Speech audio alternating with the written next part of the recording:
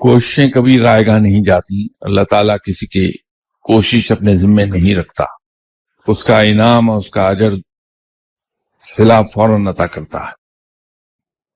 مسئلہ وہی ہے جو شروع میں عرض کر رہا تھا کہ جب ہم عبادت کے اندر غرض لے آتے ہیں، چاہے وہ ثواب ہی کی غرض کیوں نہ ہو، تو اس کے اثرات پھر وہ نہیں ملتے جو ملنے چاہیے. جب ہماری عبادات بے غرض اور بے لوث ہو جاتی ہیں، صرف ایک مقصد کے لیے ہوتی ہیں کہ ہمارا رب اتنا بڑا ہے، اتنا عظیم ہے کہ وہ لائق عبادت ہے، اس کی عبادت کی جانی چاہیے، میں یہ عبادت اس لیے کر رہا ہوں، تو پھر اس کے انعامات بے پناہ ملتے ہیں. وہ ہمارے رویوں پر، یہ بھی تھوڑی دیر پہلے میں نے عرض کیا تھا کہ ہمارے رویے ٹورڈز لائف وہ بھی چینج ہو جاتے ہیں.